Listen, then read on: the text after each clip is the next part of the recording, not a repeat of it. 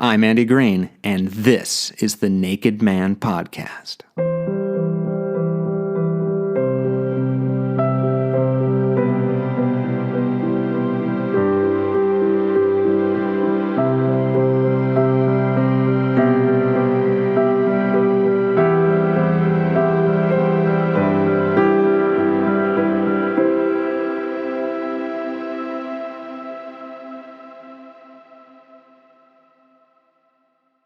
My guest this week is Matt Chamberlin, my first true LA friend. Living up to cliches, we met in an improv class, but we truly connected over movies. After class, we'd walk to Cinefamily on Fairfax and watch whatever weird film was being screened, whether it was the bizarre films created by the UFO-crazed Unarian cult, or a retrospective on Robert Downey Sr.'s independent movies. In many ways, Matt was my shepherd into the wonderful and eclectic Los Angeles that I love, from the late great restaurant critic Jonathan Gold to Bob Baker's Marionette Theater.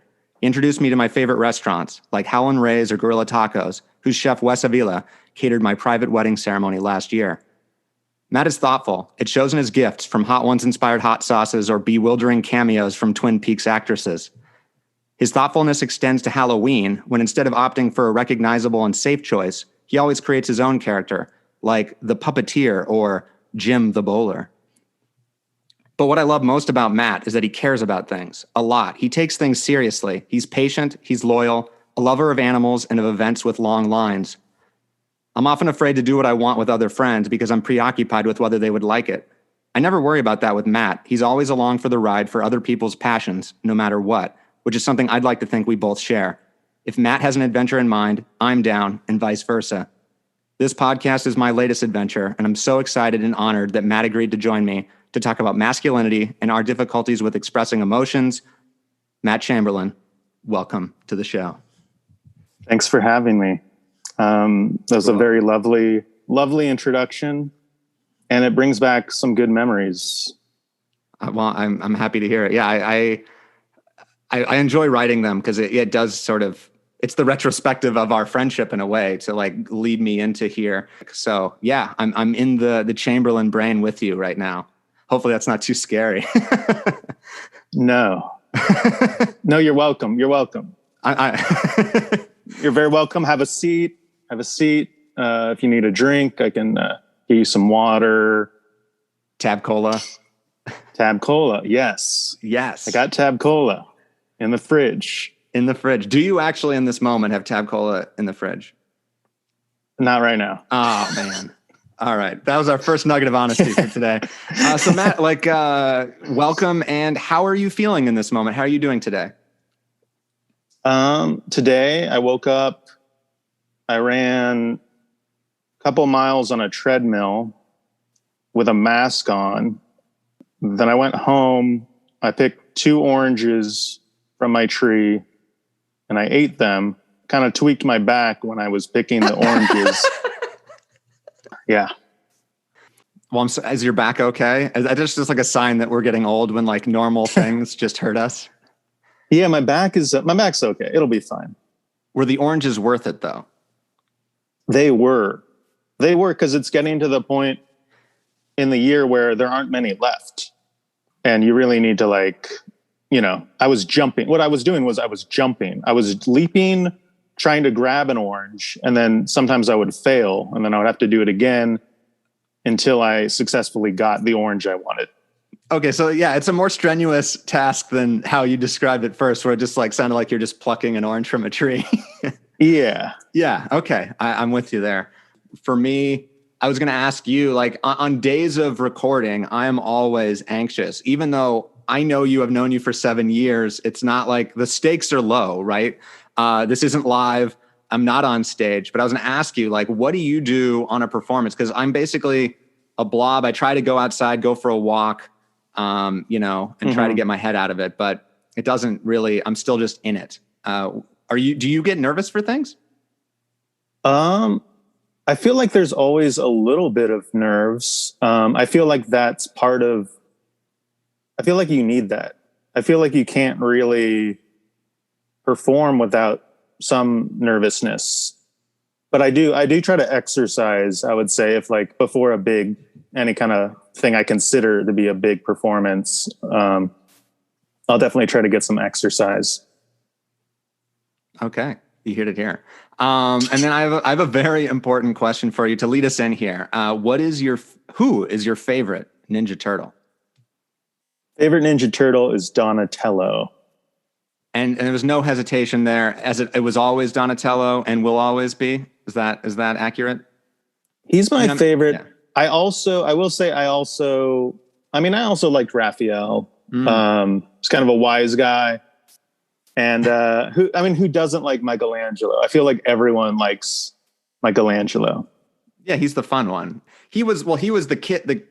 When we were kids, I think Michelangelo was the favorite because for obvious reasons. He was the party dude. He liked pizza. He was the most obviously childlike, Mm-hmm. And then I think Leonardo people liked because even though I think he's the most boring, but he's the leader, right? And I think that there's some sort of power trip there. And also, blue's a cool color. But yeah, I think Raphael and Donatello, I would say that my two favorites too. I think Raphael is that he has that anger and frustration. Mm-hmm. He was really annoying to me, but I think it was because I saw myself in that of being like, this guy's pissed off and he doesn't know how to show it, without, fighting basically. He has an attitude. Right. And that's sort of, and also he's the color red. So it's sort of like, yeah, he is the wild card, like you said. But yeah, I am the same way. And maybe that's why we're friends. Donatello, that was my turtle. Or why did you like Donatello? I mean, that's a good question. It's been so long since I've watched Ninja Turtles. I did ask myself that when we had mentioned Donatello, recently. I don't know. I don't know why I like him so much. Maybe because he's like the thinker. He uses his head. Yes. Maybe that's it. But I mean, I don't know. What about you?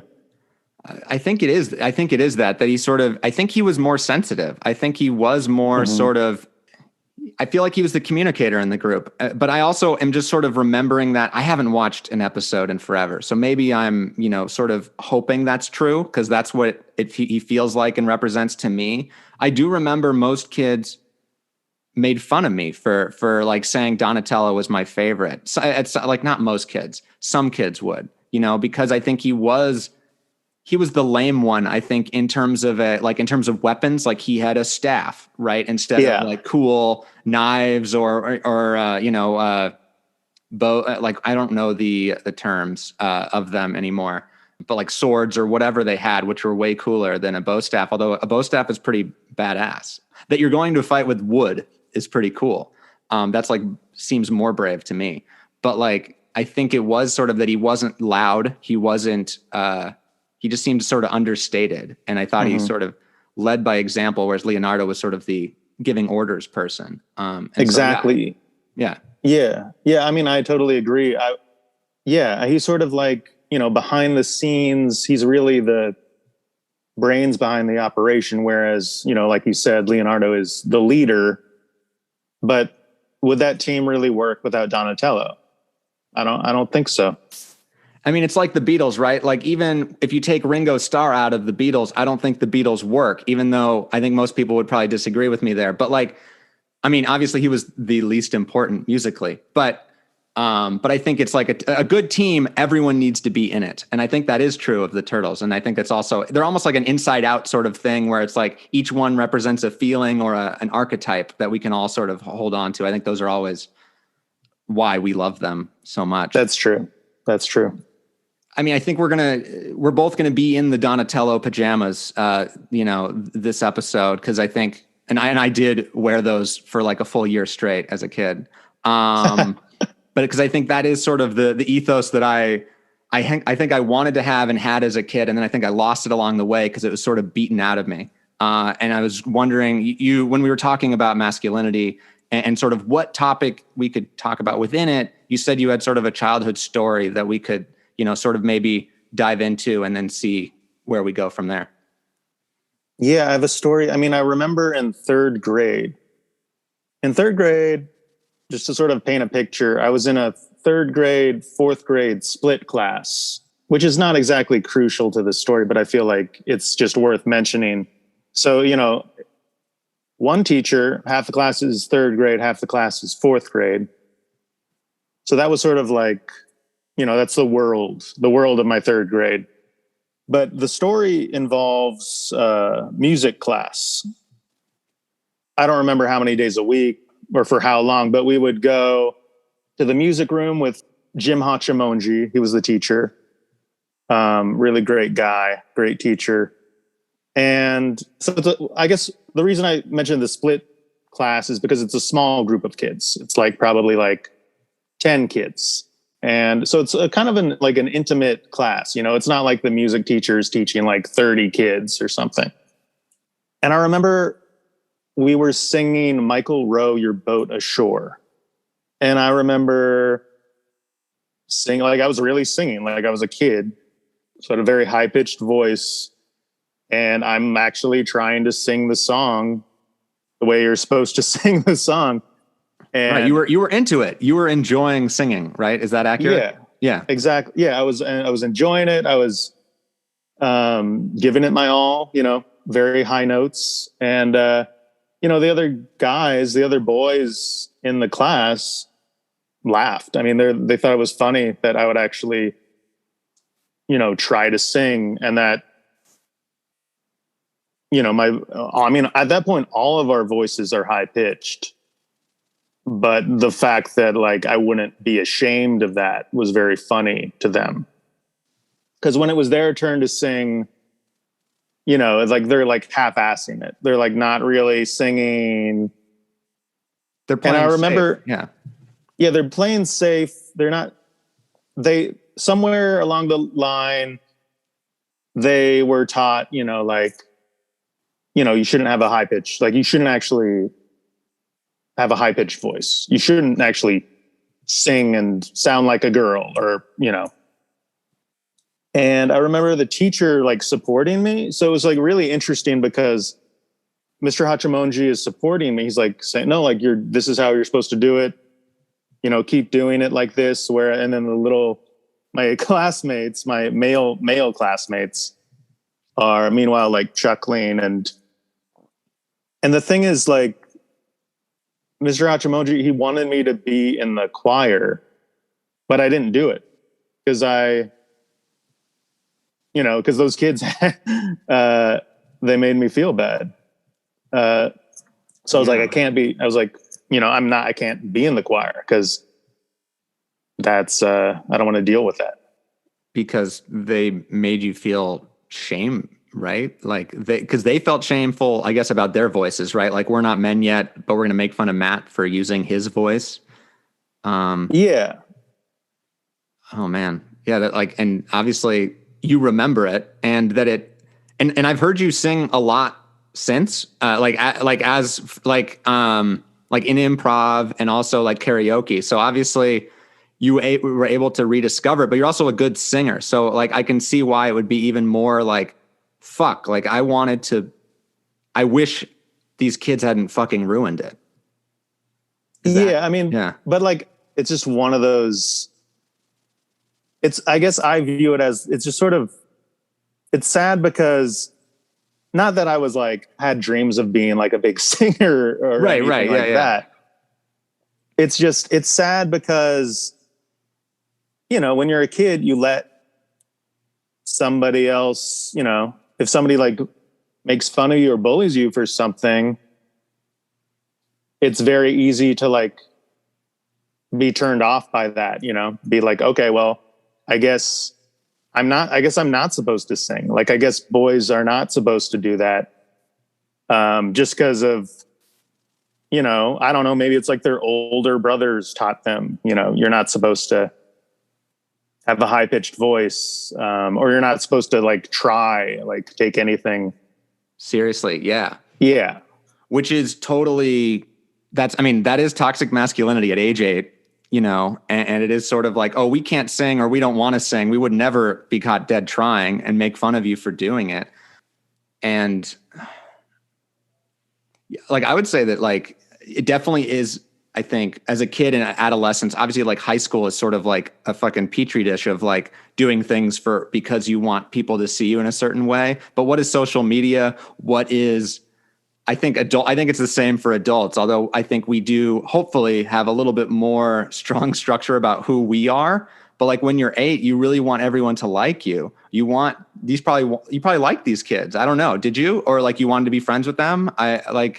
Yeah, I mean, it was, I mean, I wouldn't say, I mean, they were okay. But I did, well, it's funny. I mean, I'm not saying like I wasn't a perfect kid. I don't want to paint this as like I was the perfect child and then these were the evil children. I would say that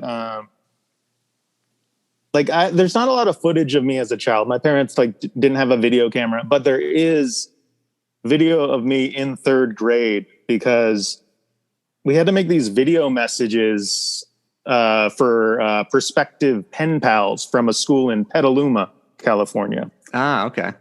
And I have a VHS tape and it's like all the different kids in the class giving their introducing themselves basically on video.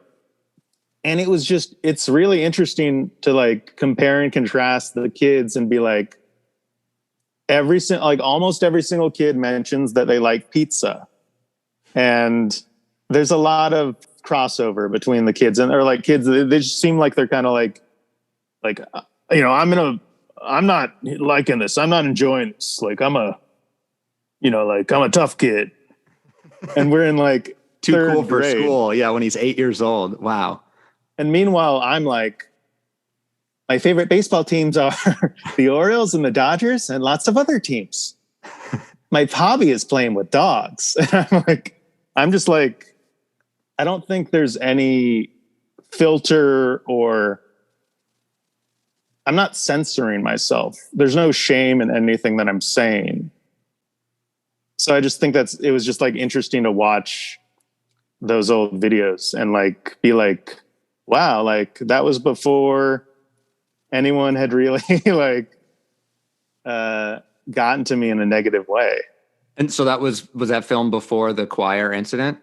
Well, that's I might be exaggerating just how much of an impact that had, the choir thing.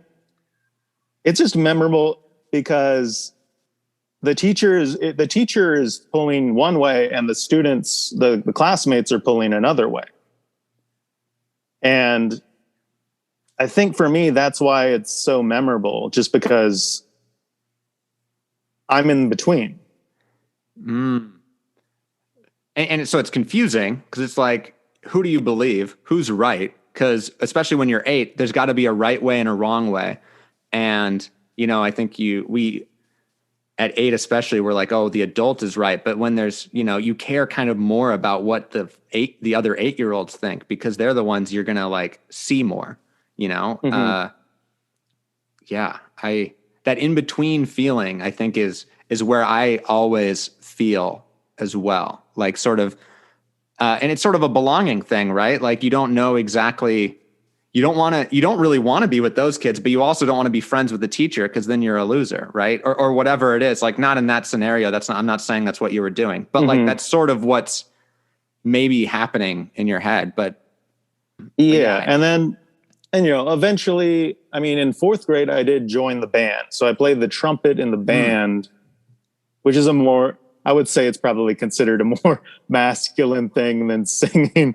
But I did, I met some great friends who were my friends for a number of years. So you did find a comfortable place in music that was safe from a masculine perspective, right? Yeah. Because even I think if you weren't in the band, I think people in the band were sort of jeered, I think, in a way. At least I remember that. I didn't like people in the band because I didn't have any musical talent. I remember, I was jealous. It was a very simple thing. I don't think it had anything to do with masculinity. It was just sort of I never had the musical gift, or I didn't know. I never learned how to do it, basically. So it just felt so foreign to me. But I think it felt like there was this sort of stigma against especially like in high school, if you're in the band, the marching band, it felt like that was a thing to make fun of. But like, God, it's so cool, like all these different, like whatever you like is cool. Like yeah, I love being in the band. Yeah. And also Mr. Hatchimonji, honestly, like one of the best teachers I ever had. When you're a kid, I don't think you maybe fully appreciate how somebody teaches. But it's like Donatello. It's like, leading by example, and encouraging you to, be creative and just, learn a new talent and just grow. And even sort of not forcing the issue, right? Like, it's not like he forced you to be in choir when you said no, but then you found your way back to him, right? Which is really cool. I think your story made me think of, I think the moment, it's sort of like what you said, where it's like, I feel like because I remember it, it's taken on bigger importance than maybe it did. But I think it is important because this is sort of, we write these stories of our lives, and I think there's a reason we remember it. And I think the first huge moment of shame that came for me was, I think it was around the same age. I think it was like 7 or 8 years old. And basically for school, it was an event that the teachers and, principal basically was like, hey, we're going to wear costumes on Friday or whatever day it was. Everyone wear your Halloween costumes or whatever it was. It wasn't Halloween or any close to it. It was just sort of like, let's have fun, day. And I was super excited about it because my mom had made a white Power Ranger outfit that was awesome. And I wore it for Halloween, and I was like, oh my God, cool. This is like another thing where I can wear this. Like, I have an excuse. And so I go to school in my white Power Ranger costume, and no one dresses up. No one does it because they were like, everyone was the kid where they're like, oh, we're too cool to dress up. It's not Halloween. That's the only day where we're allowed to be weird now. And that's not even being weird, but it was just like, and I remember being so embarrassed and being sort of like, everyone's looking at you. And like, I couldn't go and change, cause that also felt like a failure too. Sort of like, if I go and change, then I'm sort of giving in. But I even remember like my friends sort of just like apologizing. They're sort of like, oh man, like they felt bad for me, but they also were sort of like, I could tell that they were sort of like, oh man, you're kind of a loser right now. Like I sort of felt that. And I think that was probably the end of my school spirit until like maybe forever. I don't know. Cause it was just like, that was me like wanting to be in it and having fun. And then it was sort of like, oh, I am not supposed to, apparently I didn't get the memo that like what these kids had gotten, where it's like, sorry, we're no longer caring about things, especially things where it's like you're dressing up and being someone else, or like something that, if it was sports day, I'm sure everyone would have worn, 18 Dodgers hats, and like, I would have been a hero for having the most hats or whatever it is. But like in this scenario, and also, I mean, I think maybe Power Rangers at that age was like, we all still liked it, but maybe it was reaching that age where like, we wouldn't say that we liked it anymore. Yeah. I feel like I've been that person my whole life too.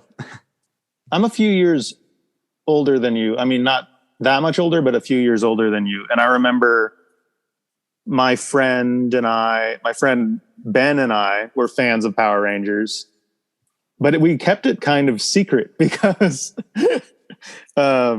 it was getting to that age where it wasn't cool to like Power Rangers. But we still liked it. We were still fans. It was just like a secret. Like we weren't telling people at school that we were fans of Power Rangers. And that would make sense because you were older than me. So I think in terms of like the culture slightly, like this was probably 3rd grade for me. Maybe was it 5th or 6th grade for you? I think it was 5th grade. Yeah. 5th grade. Yeah. I was that I basically all my, and it sucked because I think all the things that I liked, except for baseball and basketball and football came later, but it was like, I was definitely really into baseball and basketball. Those felt like the safe things to love. But like everything else that I was into, I kept a secret, I sort of, like Beanie Babies, I was huge into. I loved comic books when I was older and in high school and middle school. And I didn't tell, That was like, this was before Marvel was everywhere. And it was sort of like this secret that I held. I don't think I needed to, but it felt safe to do that. Rather than be made fun of for Power Rangers or Magic the Gathering or Pokemon, all these different things, which were cool. I think they all had these moments where they were trendy and cool, but I was always into them either first and then later too. Cause I actually really liked them rather than just being like, oh, this is, I'm going to join the club. Yeah, I don't know. It sucks. It sucked to have to it felt like I had to hide my passion. Did you brought up baseball and sports. Yeah. Was there ever a turning point for you? Well, I'm just asking because there was for me. For me, there was a turning point in baseball where I didn't think, I just played. I just played baseball. And at some point I started overthinking and I got worse at baseball around a certain age. I mean, yeah, I feel like you've described my whole life because yes, although I think I always was in my head. I was always an anxious kid. It just sort of got more, the more I think once puberty hit, that was the moment where I could no longer juggle both. I think it was sort of, basically my peak was sort of 8th grade. And then once it was high school, I was no longer, the anxiety and the fear of failure became too much. And I was able to, but it was always a battle. I was always this nervousness that I have for just recording with you. It was so much worse for every sporting event that I ever played in. And I'm not a bad player. I held myself to a really high standard and I wanted to be perfect. I wanted to be really good, but I also was too afraid to put effort in to do the preparation to ensure that I would be good because it felt like I sort of ensured my own failure instead. For high school, I didn't keep in shape and then I didn't make the team and that sort of wrecked me. But I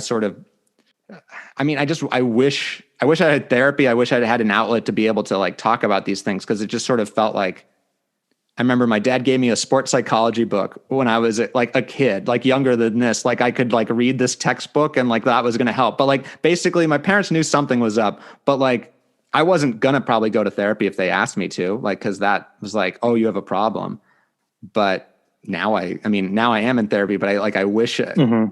Cause it is that thing. I think I do that with, and just even groups of people when I'm the new friend, the new player on a team, the new kid, I actually like that a lot because I can be whoever I want to be. I can create a new Andy, basically. I can sort of try on slightly different identities, or they don't know that I suck at X yet, whatever it is. They don't know that I'm a loser. They don't know that I like Beanie Babies.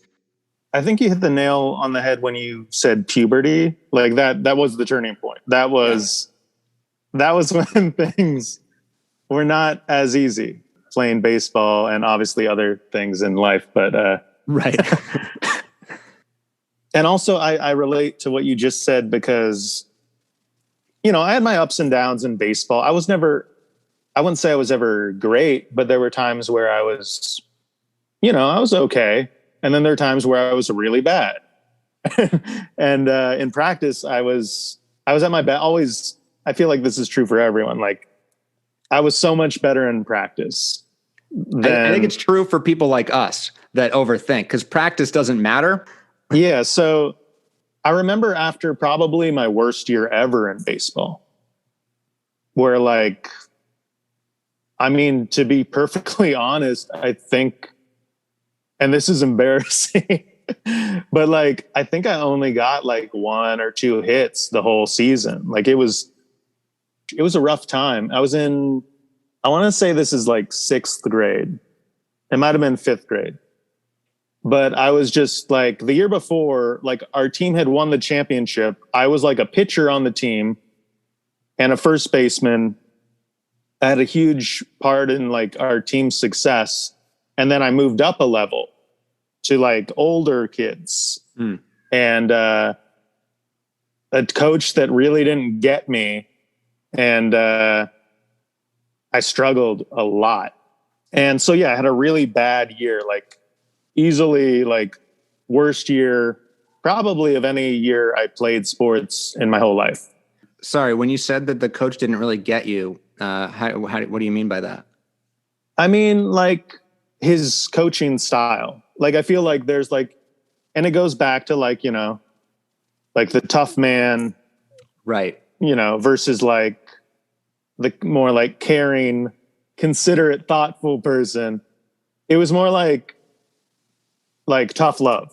It was like sort of the drill sergeant, or like, you know, we're players, not people, sort of a thing. Yeah. Yeah. And like other players on the team are like shitting on you because you didn't get a hit, or that's terrible. you made, you know, like you didn't catch a fly ball, something like that.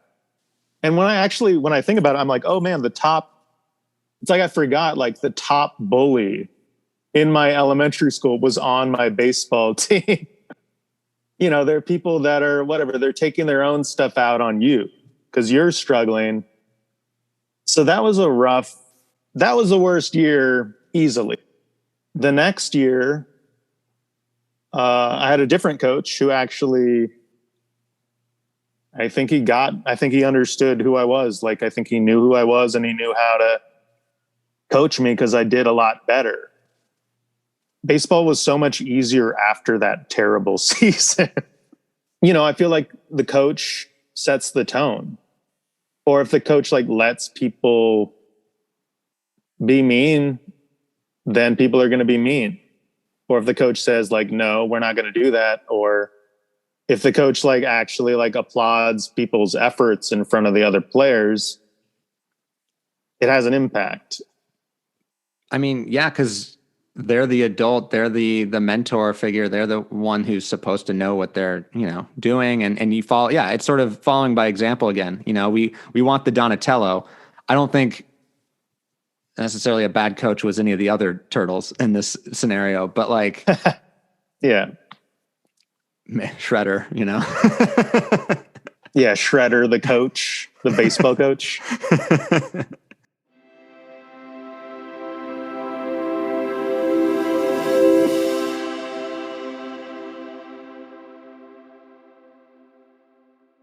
I think this sort of, we can move on to sort of, I guess, emotions, you know, and I think we talked about it a lot in terms of, you know, even in the singing, you know, these boys are basically telling you not to care. And caring is an emotion, and not necessarily like happy, sad, but it's just sort of like you are showing emotion, you are being in it.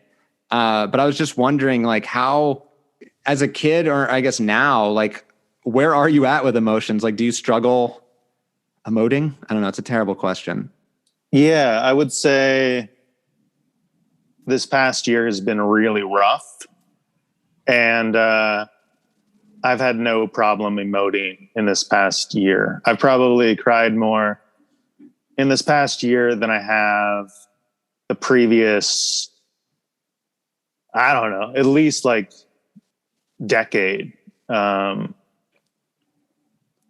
And like, I'll even like listen to a song and it'll make me cry. You know, like there will be a specific song that every time I listen to it, it makes me cry. And I feel like, I don't know. I wouldn't say I actually know when it got easier to emote. 'Cause I got so good at not crying or not showing emotion, you know, like that's just beaten into you. It's not just guys too. It's like everyone, but it's more so guys, but it is everyone, where it's like, don't cry. Like a grown up doesn't cry. There's no crying in baseball. Exactly. Yeah. There's no crying if you're a boy, for sure. Or if you want to be a man. I feel the same way as you, like what you're saying about this last year, that I have cried more in this last year and a half than probably since I was a kid, you know, since this was sort of beaten out of me, like you said. And the more I do it, the more good it feels. But also, I think it's sort of like the more often I'm able to get there, and I do feel better after it. And it's like not, that's the thing. It's like crying we equated with bad. It was sort of like, oh, when you cry, something is wrong with you. You're either made fun of, or like, oh, point and laugh at the guy who's crying, or it's not even that. If we're being nice, it's just sort of like, whoa, it's like a big deal. Like that kid is like having a moment. And for me, yeah, I think I was like, it was building up. And then there was a moment where I just like let it all come out like last year. And then since then I still find myself building it up and sort of sometimes keeping it and trying to, and it's so, I don't know that I'm doing it, right? Like I'm not doing it on purpose anymore. It's just sort of like, oh, I have to be strong. I can't cry because, or it's sort of like, if Lily was crying, I can't cry too, like someone has to be strong, and it's sort of like, no, like, wouldn't it feel probably better if we're both crying together, sort of a thing. And I think that's sort of pervasive throughout society, or at least it feels like. But well, I guess it's sort of like, it's terrible that we went through this year and a half and that we had to feel all these different things. But for me, I want that to be something to like a lesson I take away from being like, okay, no, I can still like to try and, yeah, I've been practicing these emotions. I still want to be brave enough to show them when I'm not just in the house at all times, Yeah. I would say, last July, I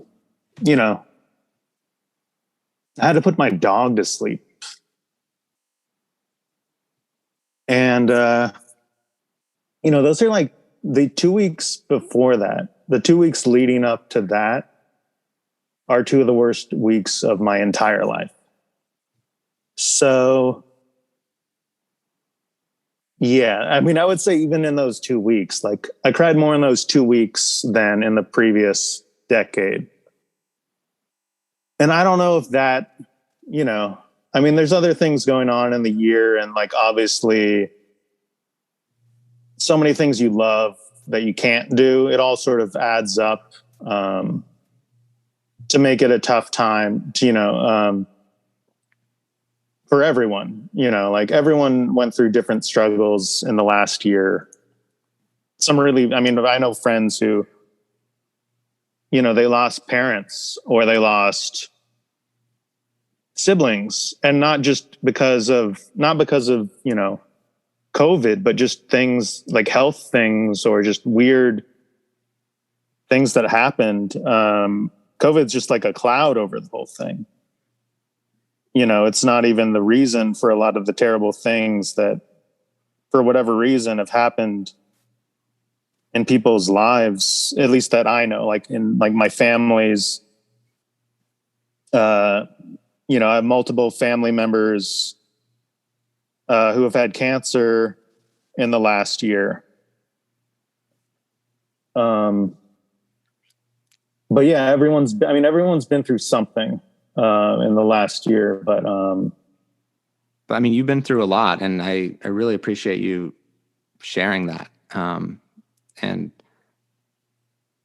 I mean, and I'm in it right now too. Like I mean, I don't know. I guess I'm moving to me because because I'm slightly like, even in the middle of grief myself, I don't exactly know what the right thing to say is, right? And there isn't a right thing to say. I think it's just mostly hearing you, right? And listening and sort of like not being afraid by emotion, or not being like, I think isn't that what we want? Sort of like, you want to know that the person's there if you need them, but it's not like you want someone to force a conversation on you, because that's not what we want either. Is that like, it's sort of like, we don't know what we want. It's like this roller coaster. Is that accurate? I mean, I think everyone's different.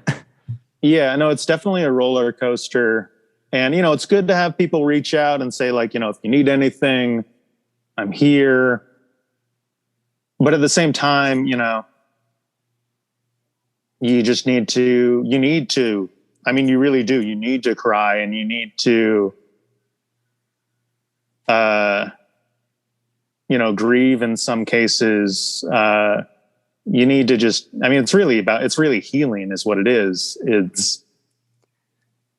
I mean, like, we're all healing from something. There's a lot to heal from. Yeah. Yeah. Like, yeah, everyone is different. Everyone has had, some people have lost jobs. Some people have lost loved ones. Some people, I mean, everyone has their different struggles, but we're all healing. Have you felt more of a togetherness in the last year, or sort of, I bet you it's like some ways you do and some ways you don't, because it's really hard, like if you just don't see anyone, It is. It's hard. It is. It's hard not to see your friends. It's hard not to be around your friends in person. It really is. But at the same time, I feel like I am getting closer to people. I feel a closer bond with my friends, probably as a result of all of this. Right. The ones that are important. Like, I think that's what you learn, right? Are the ones that stick by you, or the ones that are there when you need them, or vice versa, especially vice versa. It's a two-way street. Yeah. I mean, like right now, like my friend is having his funeral services as we record this. And like, I couldn't go because I didn't have my second dose, and it was in Baltimore. And it's just like, you're right about the COVID being like this cloud, but it's also like, it sort of gives this illusion that time is stopping, but there's so many other terrible things happening that is not under the same umbrella. And it's almost like I think people, if someone died in the last year, you just assume it was COVID. And it's like, no, not all the other things didn't stop too. And that just makes it, it's just piling, Yeah, it makes everything more difficult. Even if it doesn't directly, even if it's not the direct reason for something, the cause, it makes everything more difficult. It makes taking your dog to the vet more difficult. It makes seeing a loved one more difficult, or like going to somebody's funeral. It makes everything more difficult. Yeah, now there's variables about like being safe, where it's just like, oh no, like if there would be no question that I'd be in Baltimore right now, but it's like I have to like make this sort of equation in my head and like be safe, and don't compound it because of what I feel I should do, sort of a thing. But like, what is should? I don't know. There isn't a right answer. Yeah, it just sucks. But like, I think that we are crying, if it like is good. And I was going to sort of step back slightly from here and just sort of ask you, like, what was crying like in your family? Like what was like, how was crying modeled for you, I guess, if that makes sense? Like, was there a lot of crying in your family or not? I mean, that's a good question. Like, I feel like I remember my mom crying. To be honest, I think depression runs in my family. Not that that's the reason why, somebody in my family would be crying, but I actually asked my mom recently if, like, what memories does she have of me crying? Because I was curious, because like your memory is only so good, you can only remember so many things and go so far back in your life. So I was just curious, like, was I really emotional? Like, and I think because I'm an introvert, I think that might also have something to do with it, where like, I'm not crying a lot. Like, I'm not, a lot of that emotion, I think, is also being kept inside just because I'm an introvert. Yeah. You don't want attention on you. Yeah. But I do have very clear memories of times when I did cry as a kid, just because they were memorable, because they didn't happen a lot. Yeah. Probably. Yeah. Yeah, I think mine's the same way, where like I remember like two clear incidents where it's sort of like, I think I just sort of snapped or broke. And I think both of them were sort of, one was in public, which is really, public meaning it was like there were people over at the house. And then the other one was at my grandmother's house, and my parents weren't there. And it was sort of like this like homesickness thing / being forced to do some social interaction that I did not want to do. And so I was just freaking out, like we were going to go to a doll factory and meet like a girl my age and her parents, and it was just like, and my sister, she did not struggle with social interaction. She wanted to go. She was excited. And it was sort of like, why are you so weird that you'd be upset and not want to do this? And then my grandma was the same way of like, this is good for you. You need to, meet make friends, like this is going to be fun. And it was just like, no, it sounds like the worst thing in the world. And the only way, if no one was listening to it, then that would be when I would sort of throw, when I would yell. And that happened with sports too, actually, when I like was unable to connect to my parents how much this was hurting, how nervous I was, how anxious I was, how much I did not want to go to Hoop Academy, which was like a basketball camp, actually, basketball. And it was just because it was just so terrifying. And I had to just like, I remember like just crying in the parking lot at my dad and just saying like, don't make me go in there, and it was like this, like, oh, I'm not supposed to quit thing.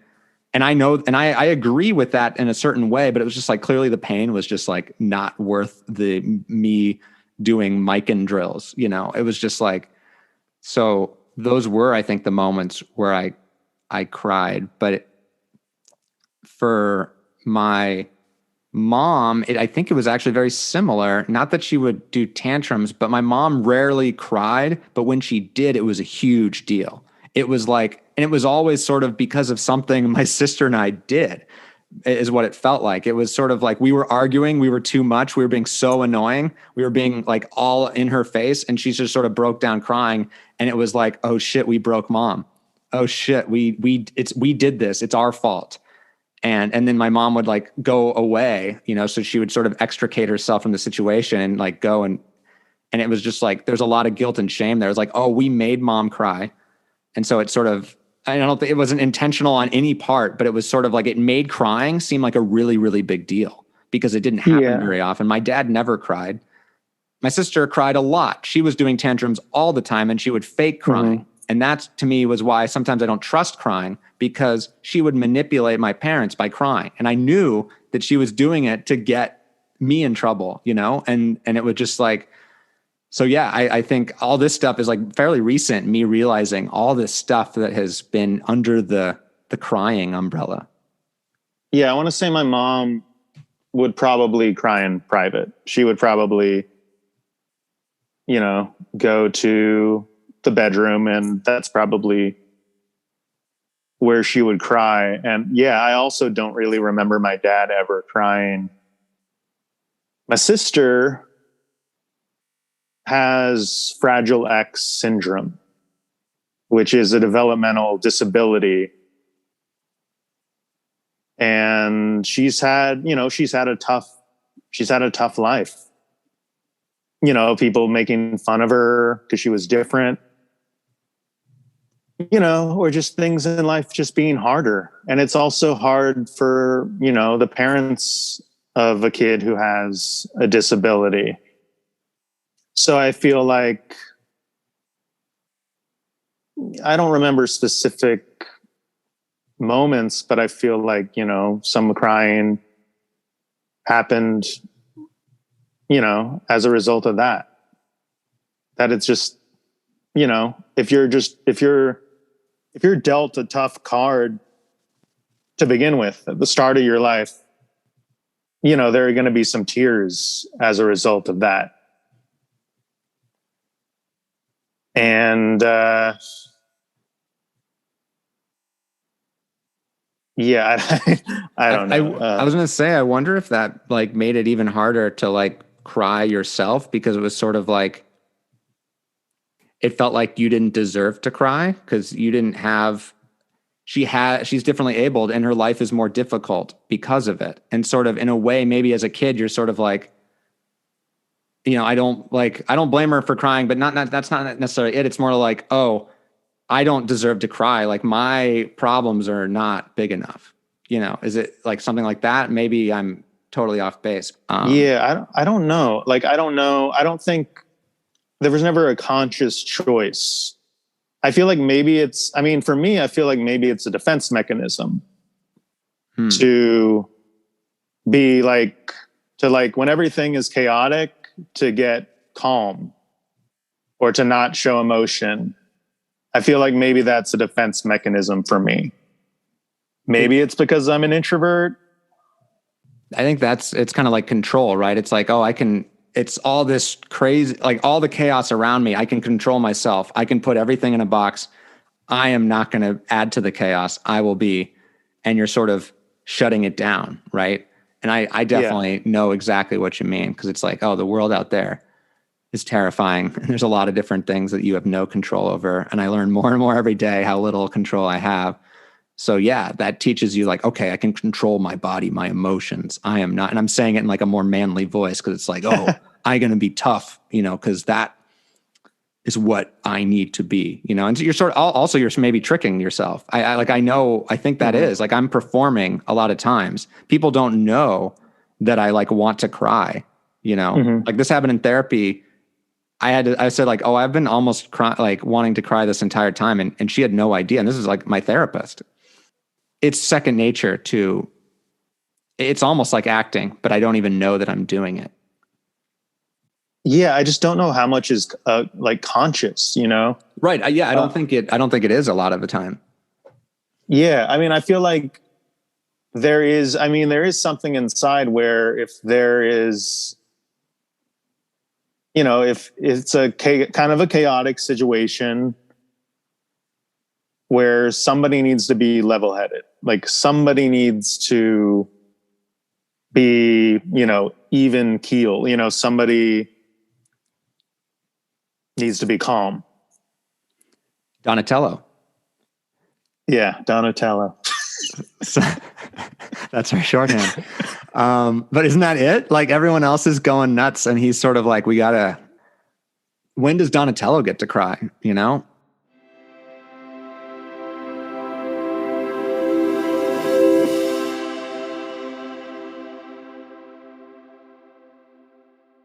We're going to start the descent into, okay. So I was just wondering, and I think I asked this last episode of my friend Kat, and she was like, oh, I've never been asked that before. It's a great question. And it's like sort of an awkward question. So bear with me, but it's sort of, I think we, like, maybe all friends need to have this conversation, but it's sort of like, how can I be a better friend for you? And maybe vice versa, like going forward, like, what do you like in a friend? What do I like in a friend? That's a good question. That's the thing. It's a really hard question. I don't but I feel like we need to think about that before we make friends. I mean, I feel like, a friend they have to have some similar interests. I mean, I think back to like your intro in this episode. You want somebody that's going to go on adventures with you. You want somebody who laughs with you, who can have a good time, who doesn't take themselves too seriously. We all need to be able to laugh at ourselves at times. Otherwise, like, what's the point? Right. Like, what's the point of this whole thing if you can't laugh at yourself? And I guess, what else do I look for? I mean, obviously, like, they need to care about you, like they need to genuinely, like, they need to actually care about your feelings and like want you to succeed. They need to be rooting for you, I would say. I like to surround myself with people who are, I would say, positive, like positive thinking people. And that's probably, if you look at all of my friends, I feel like that's probably true of all of them. In a way, it's an antidepressant to be, to have positive people around you. I'm not saying that's like the only reason.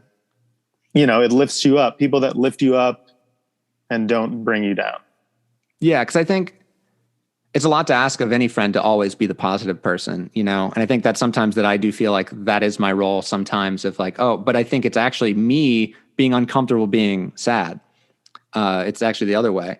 But I'm totally with you, and like, I'm actually sort of learning, like, yeah, friends, like, I want friends that are fans, sort of me, and I don't mean in like I just mean like what you're saying. They root for me. They want me to succeed in whatever I'm trying, and also will help if they can.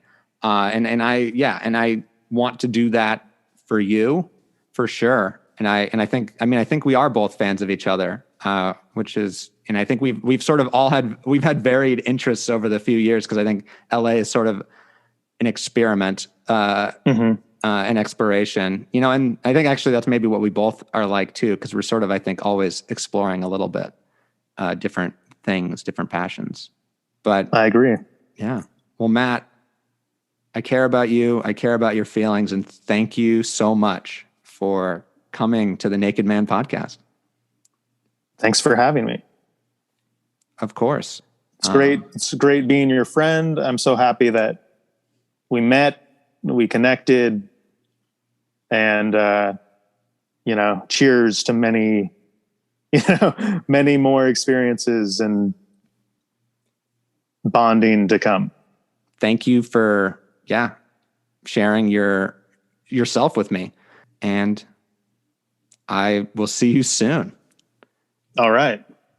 Let's do it.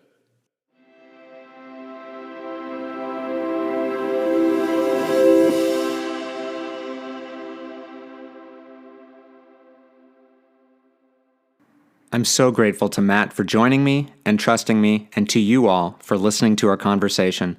You'll be delighted to know that shortly after this episode, Matt joined my softball team.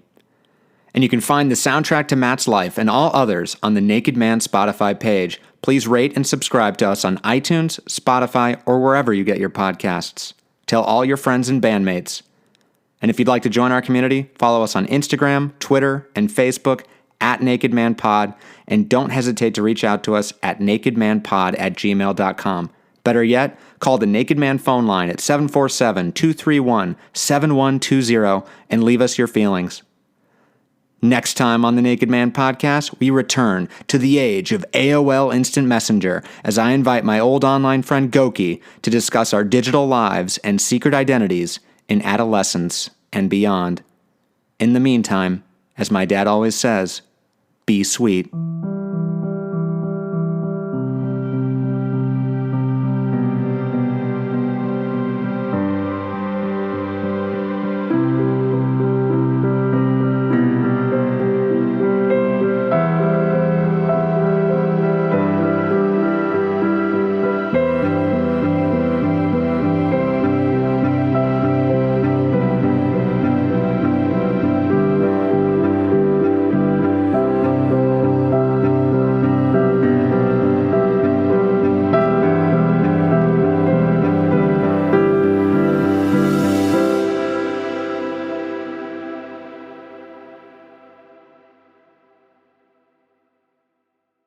If you don't mind sharing, what is the song that you've been going back to, and every time you play it, you've cried?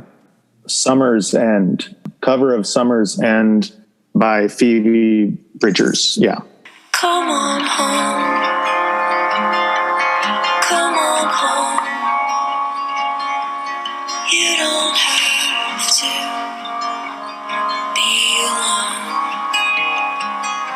Just come on home.